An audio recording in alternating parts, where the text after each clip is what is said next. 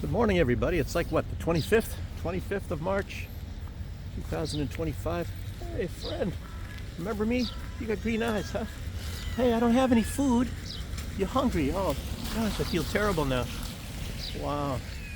And here's another buddy, huh? You guys both strays. You're more friendly, huh? Oh, I can give you a pet, but that's about it. Oh, not quite. You don't know me. Okay.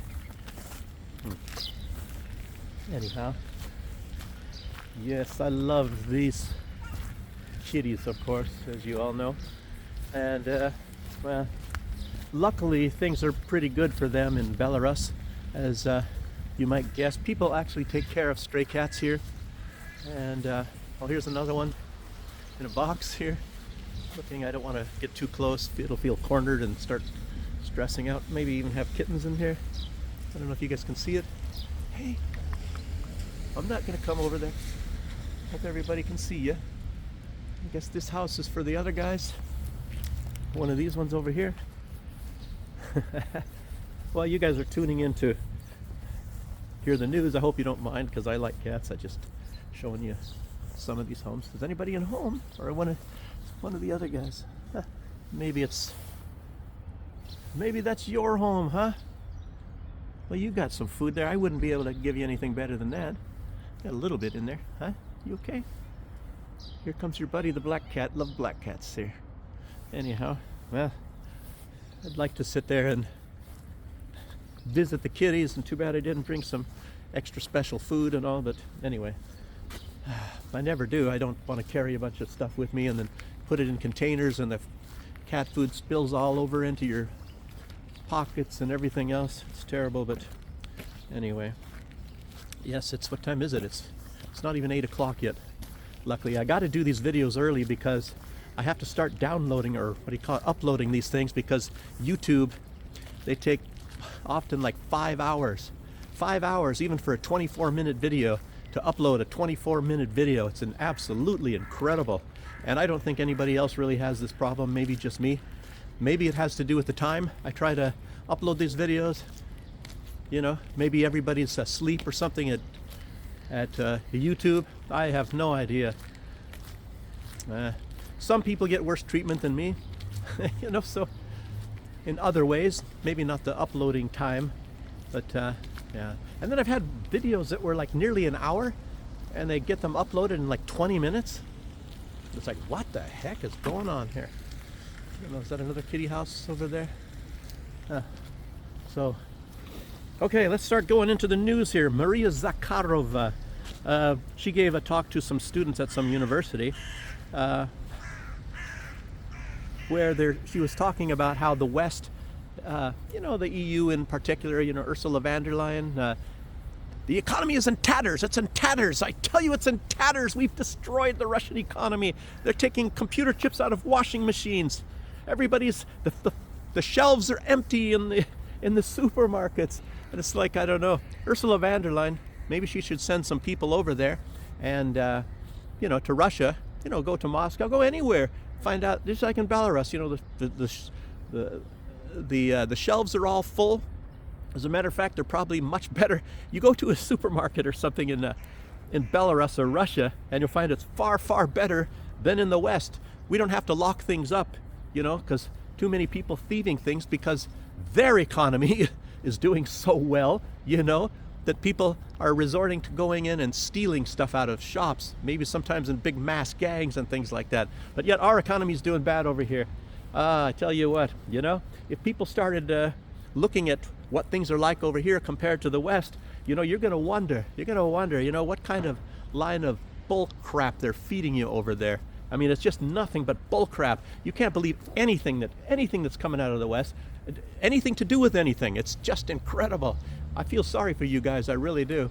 And over here, as I've said many times, is, you know, the governments here, their aim is the betterment for the people.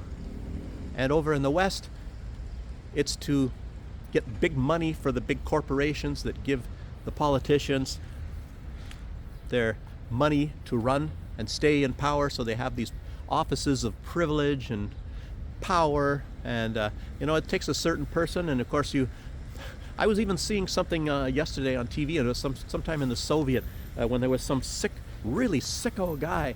I guess he was the biggest mass murderer in world history, and they didn't catch him for a long time. It was during the Soviet Union, and you have these mental people that have this sickness, and it's like it probably comes in all different forms. I mean, and look at that. There's leaders like this. Look at Satan Yahoo in Israel. Now, who could think that somebody like that, without the entire world community going after some guy like this, he's delighting in the killing of tens of thousands of innocent people.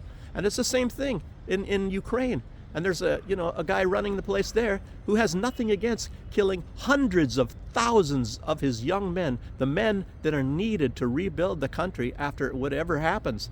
And then recruiting, being able to recruit foreign mercenaries from other places, and then trying to tell everybody that he's actually winning. Russia shows this film footage of people, and then there's these bodies of Ukrainian soldiers all over the place, and there's mercenaries, and they come from Colombia and Peru and some from Africa even, but a lot of them, of course, mostly from Poland. And you can't tell me that the Polish government is not behind a lot of this stuff. So why in the heck would they get so many Polish mercenaries when a lot of the Polish people are supposed to dislike this kind of a government that's in charge of Ukraine, with Banderites that massacred Polish people? So very, very unusual, but something is up here. Anyway, that's just threads to look at, and I don't really have any direct information for a lot of that stuff. So you just, even though those facts I'm telling you are true, it's like, well, what is the cause of it? That's the most important thing. So Maria Zakharova, and she's talking about how the West has been trying this economic pressure, and it's been done to try to split the society, and that's how it's normally always done. I'm going to say normally always, because it's much different now with whatever they're doing in Serbia. Serbia, the economy is doing very good. It's been doing much better than all of the rest of Europe doing. Obviously, Germany's got the worst economy. They're sinking faster than anything. And but France, most of them are all doing very poorly, and Serbia is actually doing very well. But yet, how are they able to stage these massive protests? And of course, that is going to take a toll on the economy in Serbia, So it's normally, a lot of this stuff is done with economics. I don't know how the West does this. And of course, Soros is behind this. That's very well known. And the Serbian government is putting out a lot of information. And they have witnesses, and they got film footage of certain people that are involved in doing this. Like I was showing you one. And, well, I didn't show you the video, but I was telling you about it. But you can find the videos where there's people wearing these yellow jackets. And those are the ones. And they do this a lot of time so that they can identify themselves, And they don't go up and talk to each other, but they know, based on these yellow jackets, and what they were wearing is that's somebody on their side. And then they were like throwing some bombs off or things like that, trying to make it look like the government is doing it. It's very much like what they did in Ukraine. But in Ukraine, they had Polish snipers and all this on top of the buildings, and they were shooting not only protesters, but also policemen. They were just shooting and picking people off. And that's right out of the terrorism book for the Navy SEALs. What? Did I just say that Navy SEALs are terrorists? Yes, of course they are. They're terrorists. They're trained to be terrorists, and they train you that in some of the books. I didn't see that book, but I remember it was Jesse Ventura talking about that's how they, you're trained like that as a Navy SEAL. That's some of the training on how to cause destabilization in a government. You just need a couple snipers, and and start picking people off, and the population just goes haywire. I shouldn't even be talking about this on this. It's like giving lessons to people or something like that. But that's what they did in the Maidan and all that in Ukraine, and that's what helped them. That's a lot of stuff. I don't know. It's not my specialty, so I'm just not going to talk about it. But you guys know the deal here. Yes, but Maria Zakharova, she was saying that it was all 100% planned, and that's very obvious. I'm not ragging on her by stating the obvious, but she was referring to an ideological blitzkrieg, and that there's a lot more wrapped up into that phrase right there than anything that you can ever think of, because I talk a lot about ideology, and there's no denying that it is obvious. It's obvious that it is Nazism, and It's like, what? You know, I mean, you see these people, these leaders in the West, in the EU, and it's an undeniable fact that these people, a lot of them, are Nazis. There is no other description of these people. They want to kill Russians. And we've had some of these people, like in the United States government too. I guess there was something put out, I think it was just recently, that the United States was sending tainted sugar. This was during the Soviet Union, sending tainted sugar to Russia. You know, and I can't remember. It wasn't it wasn't super bad. It wasn't designed to kill Russians at that time, but it was, I don't know, to make them sick and cause sicknesses and things like that. I don't know, maybe it could have. Maybe their hope was to get a lot of Russians sick and to die. But, well, I don't know if she was mentioning, but it was also, you know, they freeze assets, they blow up the Nord Stream pipeline, they cut off the seaborne oil, sanctions, shipments, you know, and I guess there was the number of sanctions is over 28,000 sanctions against Russia. And there's no country, you can take any other country that has been sanctioned, including Iran, and double the amount of sanctions they used against Iran, and it still doesn't come close to all the sanctions they've been putting on Russia. And to a large extent, a lot of those sanctions have actually helped Russia. They've caused them, I mean, a country like that, even I think a lot of the time if you do this against Iran, to a large extent it'll actually help these countries. And especially now that Iran has this partnership with Russia, and they can exchange you know, technologies and things like that. You know, no, I'm not talking about military. I'm talking about for the betterment of, you know, say making cars or anything like that. I mean, you name it. And they can send this stuff to Iran, and Iran is pretty self-sufficient anyway. But a lot of the sanctions have also actually helped Iran. They've learned to cope with it. Oh, this is really something. It's a lot of sanctions going on, you know, and Donald Trump loves sanctions. He loves it. Tariffs, sanctions, anything, you name it like that. Let's see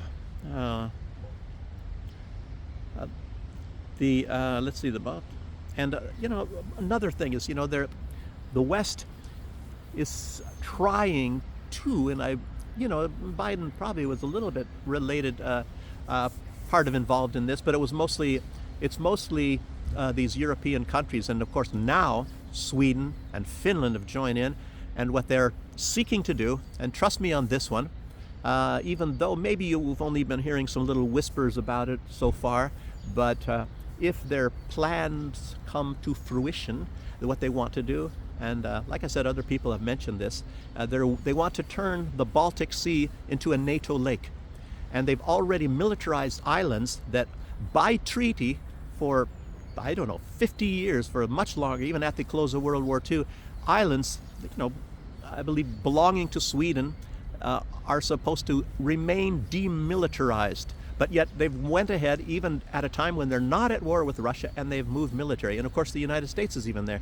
And Kristi Noem has even been talking about, you know, more militarization in the Arctic. You know, she's hinted at it. She hasn't come right out and started frothing at the mouth yet. You know, beautiful lady there, Kristi Noem. She was in charge of Homeland Security. But anyway, that should concern just on U.S. soil. But anyway, she was making a comment. And of course, when they make this NATO lake, that would be to cut off Kaliningrad, and that would definitely immediately be war. That would be war against Russia, because that's part of Russia, and that would be trying to starve off Russia. And there's some other rumblings of war, and you know, maybe they're preceding themselves. Of course, the EU has decided that they don't want to start the war, well, provoke the war. They don't want to provoke Russia into looking like the bad guys of starting the war until 2029. But you have this Merz, what's his name, Friedrich Merz, I guess, whoever the new prime minister is. I kind of forgot his first name for the moment, but he wants to send the Taurus missiles. You know, they're like a more advanced ATACMS, a more advanced Storm Shadow missile, you know, that the British and the French make. But the German version, of course, is a lot better, and I guess it's long range. And of course, they need Germans, at least to this point, to actually control these missiles. So the Germans have to be involved, and Germany has balked at it so far. Olaf Scholz said he's not going to do it, and but Merz wants to do it. Merz wants to up the ante. He wants to militarize Europe more, and really some crazy people over there. So, but a lot of people are hinting at the fact that if they actually do send the Taurus there, that it's very possible that they've already provoked a war between Russia and the EU countries that are not yet very physically involved in this war in Ukraine, because it's a very good chance, like I said, that Russia could start hitting German assets, maybe even on the soil of Germany, if that actually happens. So these people are playing with fire, and it's not any different when Trump was telling Zelensky that he's playing with World War III. And these people, for some odd reason, and you would think the Germans know what happened to their country in World War II to a large extent from a much weakened Russia at that time. Russia is vastly more powerful now than they've ever been in their entire history. And Russia is not going to treat Germany as they treat Ukraine. If there is a war and it involves Germany against Russia, they are not going to treat Germany like they are treating Ukraine. They see the Ukrainians as their people. That is their Slavic people. So they're not going to. Do you think any minute, Russia could completely destroy Kiev? But they don't do it. And of course, in the EU, they're trying to scare their people. Oh, Russia's so brutal, and they're trying to act as if Russia is using their full power already against Ukraine. Minus nuclear weapons. But that's not true. That's not true. I'll tell you. They're what are they, cruising for a bruising, I guess is the expression. So anyway, I shouldn't try to make this video too long. I should hurry up here. Yeah.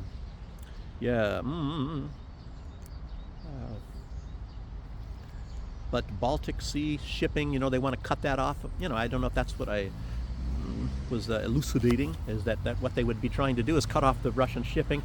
And of course there's a dream of doing that also in Turkey. Oh, guess what? Oh, there's tremendously huge protests going on in Turkey right now. And part of this, I'm not saying all of this, a lot of this, of course, is Erdogan's fault. Erdogan, like I said, the loose cannon, everybody knows he's a loose cannon. Nobody knows what the heck he's doing he might not even know. He just plays it by ear as he's going along. I don't know. But he has, at least ever since he shot down that Russian plane at the beginning of that Syrian conflict, and he was going around bragging about it, and then the Russian tourists stopped going to Turkey, which is one of their main industries is Russian tourism, and they stopped going there. He went basically to Russia and was begging on his knees, oh, sorry about that, oh, it was a mistake, I don't know. Anyway, since then he's actually been a lot more careful with Russia, and sometimes he's stepping in and there, and there's everybody's got this suspicion, and it's probably very true, that Erdogan was looking at the Crimea, and that he wanted to get a hold of that, but of course it is very, very slim there. The United States definitely wants to control the Crimea. Britain definitely wants to control the Crimea. I've said that in so many videos, and of course it's like, shh, don't say it too loud. Boris Johnson was even hinting at it. I mean, I don't know. I could make a bit of, the Crimea, that sounds interesting. Yeah, sure, it sounds interesting. How many centuries have you guys been trying to get the Crimea? But it's very, very, very difficult, and they know that, and that's just their hope. And they thought they had it, until Putin kind of checkmated them, and he made it part of Russia, and that was obviously the payment from the Ukrainians to the United States. I'm not saying they're going to give them, well, with Donald Trump, you never know, he would have taken the Crimea. And Donald Trump is trying to find his own way now to get the Crimea by saying, oh, we're going to make it a big, massive tourist area. It's a backdoor sneak around how to get I don't know. It's really something. And I think Russia should realize, you got to keep them people completely. I practically not even let any friggin' tourists go there from the West. They really want their Crimea, because if they get the Crimea, they can control the whole Black Sea. But Russia at that time, before this 2022, they were developing a port at Novorossiya, which is actually a port of Krasnodar. And yeah, it was going well. And the British were even investing in that. The British were building 3 huge hotels. It was, I don't know if they actually had started that, but that was the plans. It was big plans.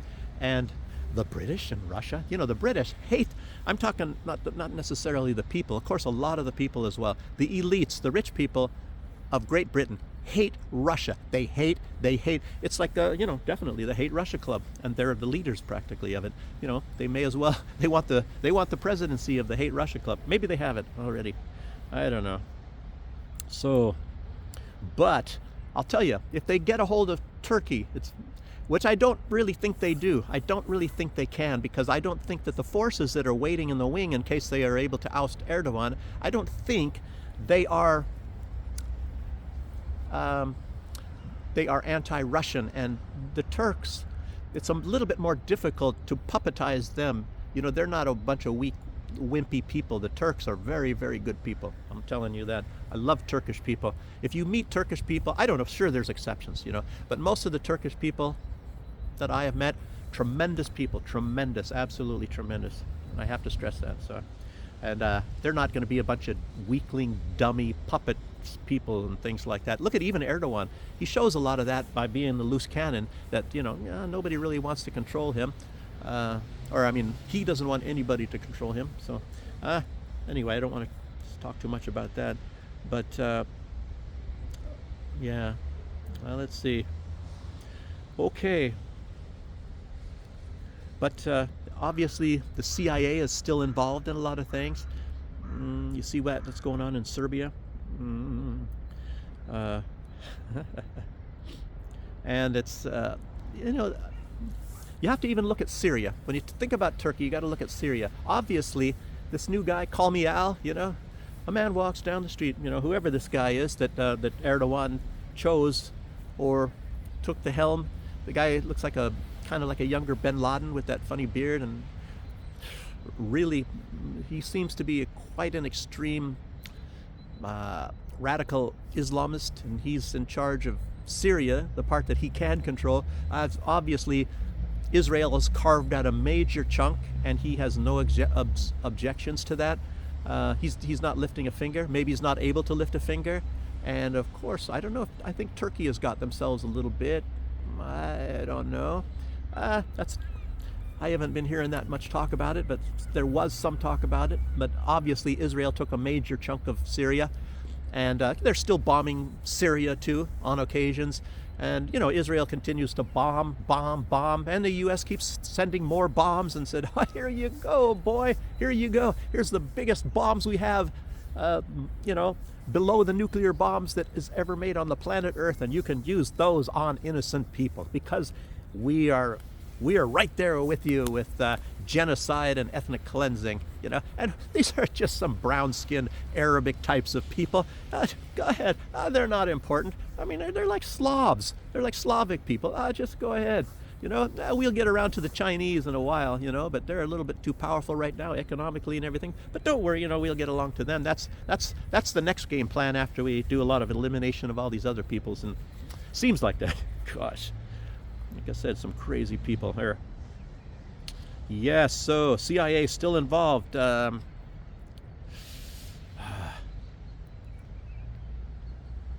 Yeah, but then, one of the main things is it's very strange that you have this, it's just like ISIS and all that. ISIS was undeniably, they were a proxy of the United States and Israel. That is an undeniable fact. And a lot of those people were British. They were Americans, and they put themselves in some Arab clothes and things like that. And they probably didn't even speak any Arabic, a lot of them, but they had a lot of those people in there. And of course, they were destroying Muslim shrines. They didn't touch anything that was Jewish, nothing that was Jewish. All of that evidence, it's just undeniable. Whenever they needed medical help, they went into Israel to get their medical help. The uniforms and their ninja pajamas, their black ninja pajamas, that was all made in Israel. I think it's like, what the heck? A lot of these facts, a lot of people don't know about this. There's an undeniable fact, and some people have even admitted it. I think Hillary Clinton, I think there was audio tape that she admitted that ISIS was a proxy of the United States. I mean, she definitely admitted on video camera that the United States controlled Al-Qaeda.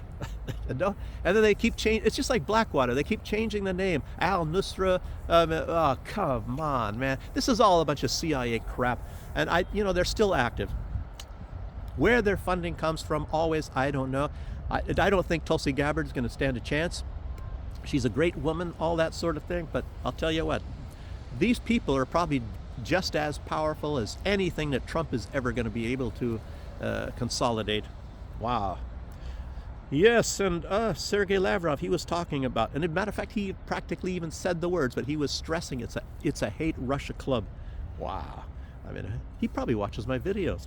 Ah, he knows where to get his information. No, but I'm just, actually, seriously though, I've said a lot of things. At one time I said something, and then the next day, Lavrov said it almost word for word. I mean, I don't know. We're connected, I guess. Just like if you watch that movie, what was it, Iron Man, and we're connected. I'm connected to these people. Yeah. Yes, they created an ideology to destroy everything Russian. That sounds familiar. That's something I said. They hate Russia, everything Russian, just like it's just like in Ukraine, but they're doing this in Europe now.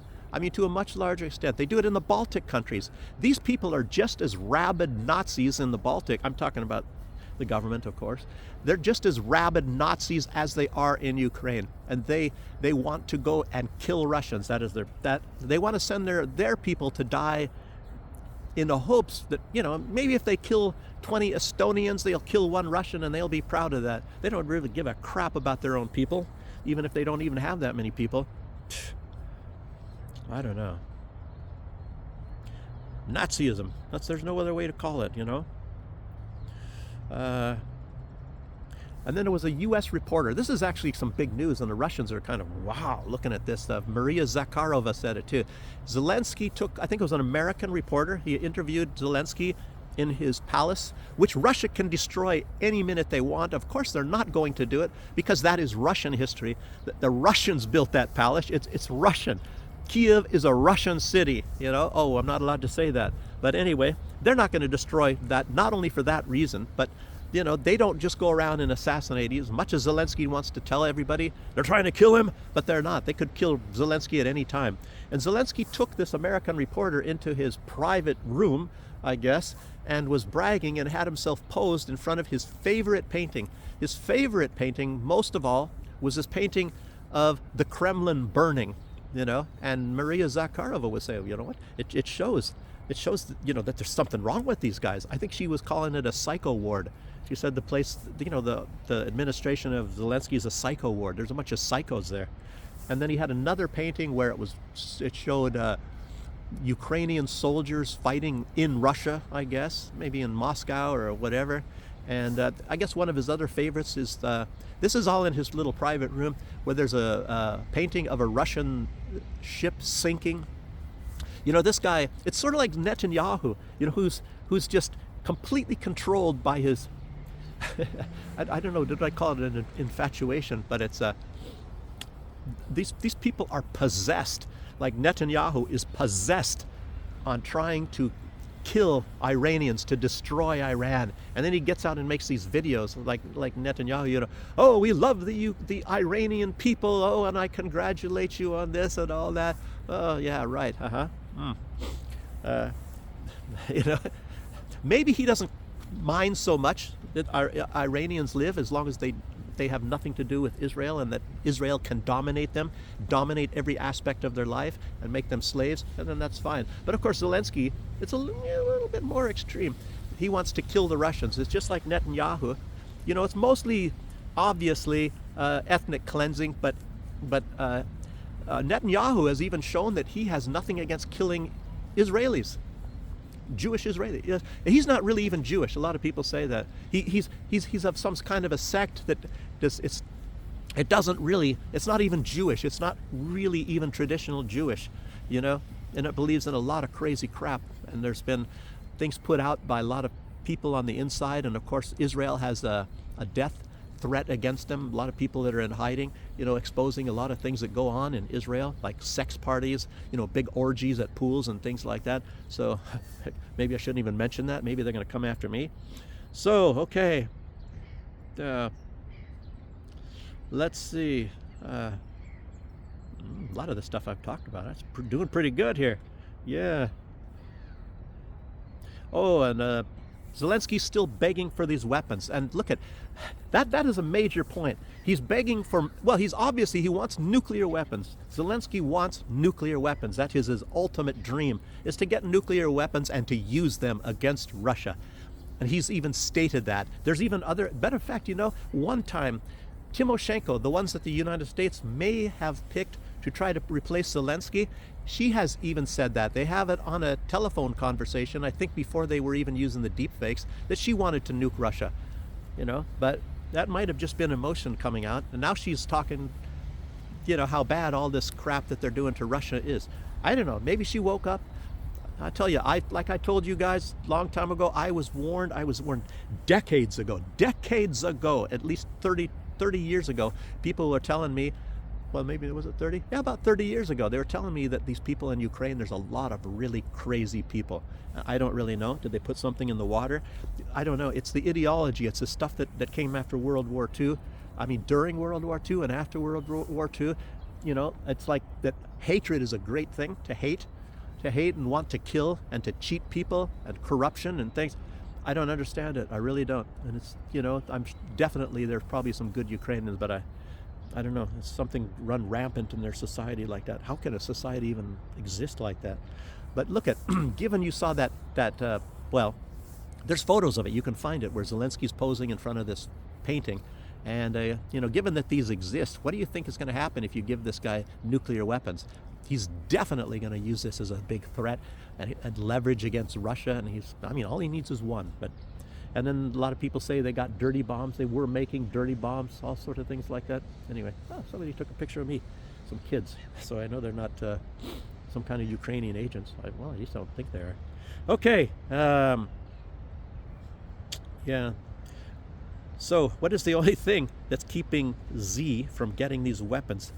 The only reason why they are not, and of course a lot of them would love to give nuclear bombs to Zelensky. They would love to do that, and they're itching to do it. But the only thing that's stopping them is knowing what is Russia going to do if they do that, if Russia finds out, and then Zelensky actually uses that against Russia. I'll tell you what, I don't even want to think about that. Russia's not going to dink around with that. And what happens if you get somebody like Medvedev, you have this good cop, bad cop sort of a deal. Putin is definitely a moderate, and maybe that's the whole idea with Medvedev's tweets and things like that, showing, he would go to maximum extremes against Ukraine for the crap that they want to pull. And I don't know, would he? Is this a playing good cop, bad cop, or what? But good chance that if they assassinate Putin, what if you get Medvedev in there? Then they're going to have hell to pay for all the crap that they've been doing. Yes, Sweden is now paying $35,000 US for all Muslims, each to leave Sweden. And a lot of the Muslims, they're coming out and they're demanding that it has to be tripled, which means 1 million US. And not just that. I mean, you give me $1 million, boy, I'll tell you what. Anyway, not only that, they want it in writing that they have the right to return to Sweden. So in other words, they give them $1 million, they leave the country, they do whatever, I don't know, and then they come back again. And then what? Then they're going to ask for another $1 million and then leave again. Yeah, I don't know. The European Union doesn't mind. They're fleecing their people with money like you would never believe. I mean, the stuff that they do. A lot of people are talking about, like in Britain, there was, like I said, I was listening to podcasts and things like that, and British people talking about how the luxury hotels are filled with migrants, and kids messing the place up and all that, running around. And, boy, I don't know how many hotels. I don't really know how accurate that is, but because I hadn't been there. Yes. And I said, like, Israel continues their bombing, and they're, I mentioned that already. Syria, wait, not lately, not Syria lately, Lebanon and Gaza, and I was it some was I don't know. Yesterday, definitely they got the West Bank still, and they bombed a Red Cross building. They bomb UN places. They killed doctors, and a lot of reporters are getting killed. Israel killed two non-combatant official Palestinian reporters yesterday, and Ukraine killed two very well-known Russian reporters yesterday. And Patrick Lancaster, if you all know Patrick Lancaster, really, he had a lot of YouTube videos and things, or he still has, I guess. But they almost killed him yesterday with a drone strike. So I didn't really look and see the details of it. I don't have so much time. I can't, you can just keep clicking and watching all kinds of stuff all over, and I don't really have that time. But you guys can look that up and find out what happened. I'd like to know as well. Yes, and I was saying yesterday that Israel has plans to reoccupy Gaza, and of course they do. And I don't know if a lot of people have been talking about it. I was mentioning that, and they have, maybe it's just photos. You can have photos from 10 years ago and say that it was taken yesterday, all this, but it's definitely the truth. They have photos of lots of tanks, hundreds of tanks lined up, getting ready to move into Gaza. A lot of politicians talking about it. One politician said he is going to play golf in Gaza very soon, and nobody can stop him. So there's people, and you already saw they had the plans. They have plans drawn up for building hotels. They just need to go, go and do the surveying, for the bottom floors of those areas in Gaza. Well, actually, they didn't. I think they were using it flat, as if it's flat. You don't need to survey flat land. You just build. And so they're going to build these luxury hotels. And, of course, Donald Trump is going to hopefully be involved in that. I think his son, Donald Trump Jr., is supposed to be one of the ones spearheading that. Donald Trump Jr. was in Greenland, and I think, who was it that was also there?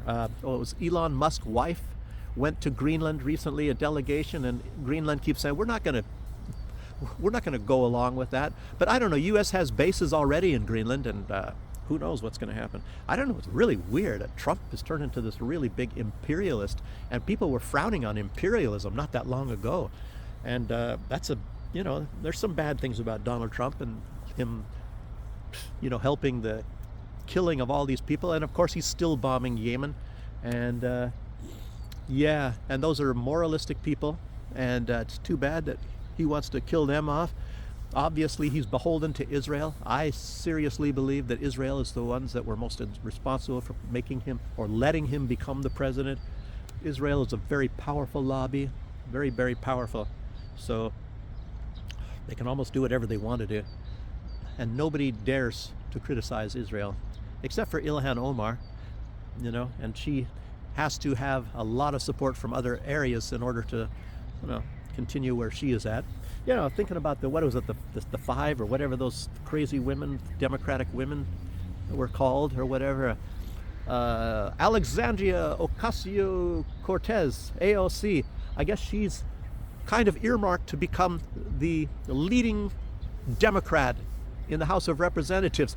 And you know what that could mean, And if it's true, if this Susan Crawford of Wisconsin actually wins that election, then it's very possible that the Democrats will get control of the House of Representatives, which means Alexandria, whatever her, Ocasio-Cortez, she will possibly become the Speaker of the House of the Representatives and replacing Mike Johnson for the Republicans.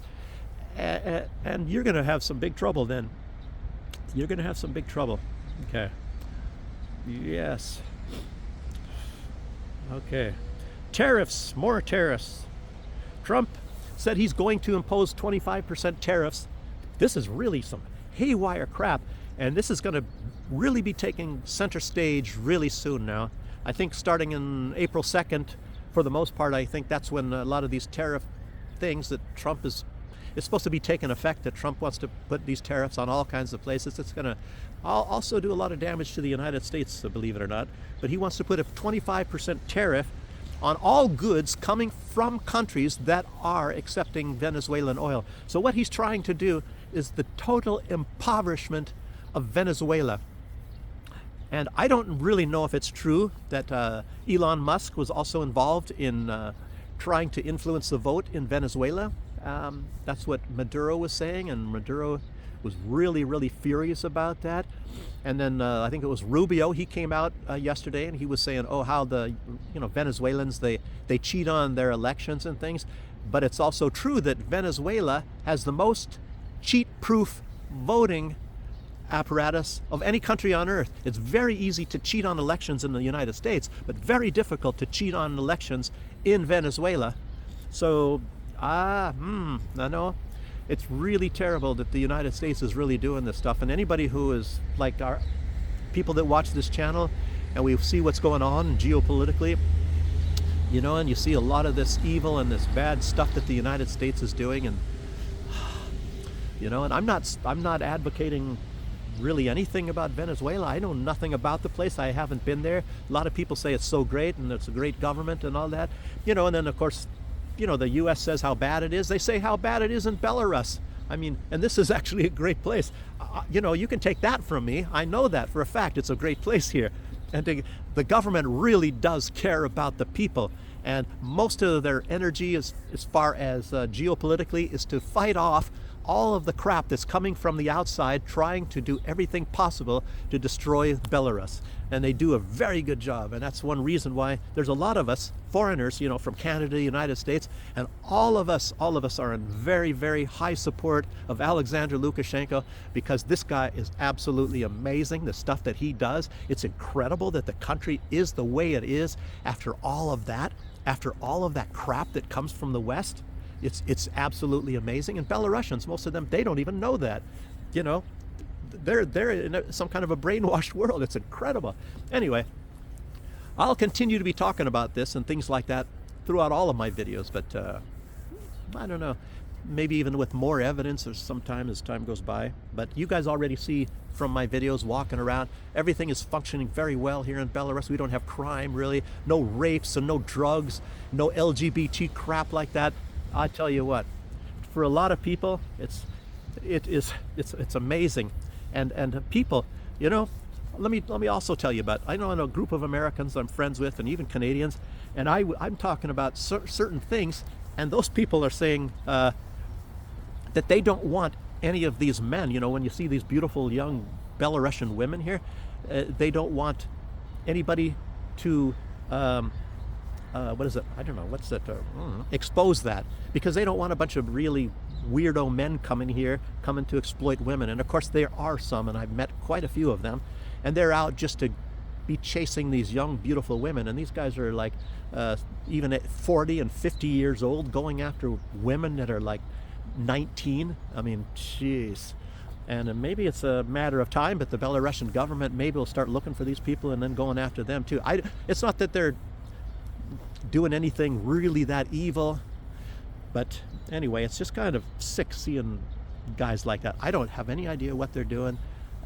Anyway, I've talked some about that in some of my other videos, but let's not say anything more. And this video's, I don't want to get it to be too long, so I'm almost done, I think, here. So let's keep going. Let's get this out of the way. Yeah, tariffs. And these are going to be real sanctions from hell against the Venezuelans. And Venezuela, I don't think they have the ability to, what do you say, deflect, I guess, sanctions as well as Russia or even Iran. So it's going to be very difficult. Iran didn't have the ability of Russia Russia or China, and it's a really stupid thing to think you're going to have real bad sanctions against Russia or China, because as we've already seen, it just comes right back in their face. The European Union, they're in tatters, I tell you, they're in tatters.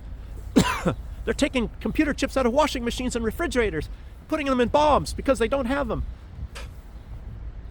Okay, legendary investigative reporter, Pepe Escobar. Really love that guy too.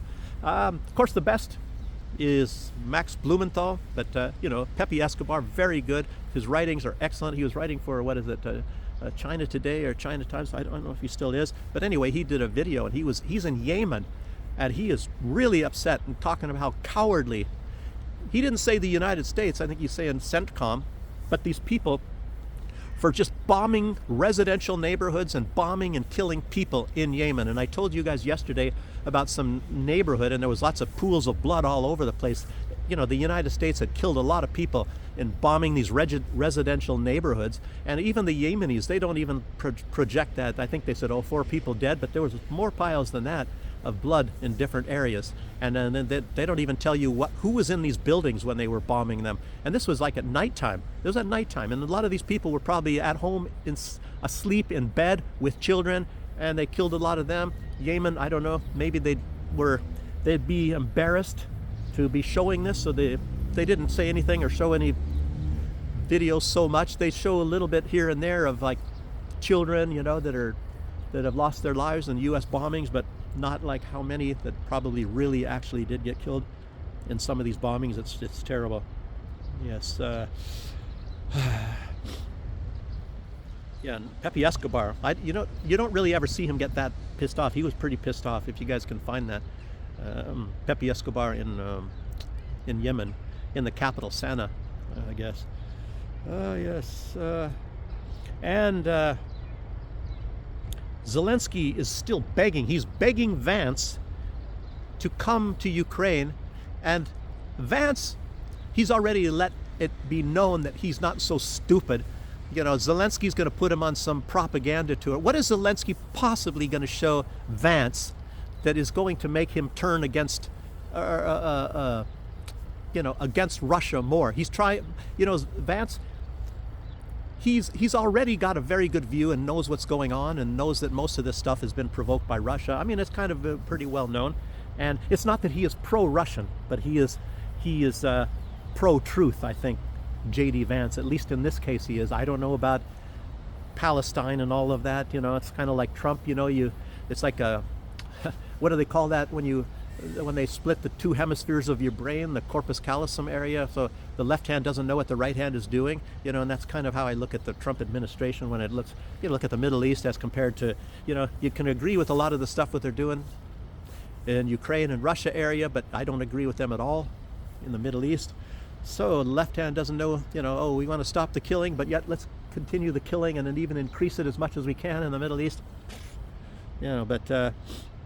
Anyway, Zelensky, I don't even know what he can show. He's got his propaganda tours. Remember what they did in Bucha? And all of that, it was turned out to be such a big hoax. But of course, the European leaders that went there and did the tour, they wanted to believe something. They wanted to believe in evil Russia. So they're not going to see that. And they probably know that they were lied to, but they wanted to go there and to project their own propaganda to the people of Europe to say, look at how evil Russia is, when they know that they're just being hoaxed. Jeez, that's terrible. But that's how it is, It's all the big money people in the back and who's promised them money and to do, it's nothing but a bunch of BS like that. So I guess that's mostly all I wanted to say. The United Kingdom has sent a huge amount of Storm Shadow missiles now to Ukraine again, but the U.S., I guess, is still, I don't know, are they still sending missiles and things to Ukraine as well, like they are to Israel? Anyway, Ukraine is still getting weapons. There's no doubt about that. And, they had these talks, and I guess they closed after, 12 hours or something like that in Riyadh, the United States and Russia, and they talked about the grain shipment deals and stuff like that. They didn't disclose yet about what's happening. I'm sure that will happen during the day. But anyway, I can't talk about everything. So that's about all I have to say for right now. And I thank you guys for joining me. And like I said, I don't, YouTube's not going to send my videos out cold calling to much of anybody. So I get, a lot of the same, viewers, and nobody new really. Maybe it's like I need to do some, what do they call that? It's called clickbait on there, on my things, and I don't come up with lies. And a lot of people that are actually good reporters, they say a bunch of sensationalized stuff in their titles and stuff that's not even true at all. War has started and things like that. I don't do that. I don't know. I don't like lying. I don't know. To me, that's lying. But anyway, thanks for joining me, and yeah, I'll see you guys on the next one. Have a good day. Bye-bye.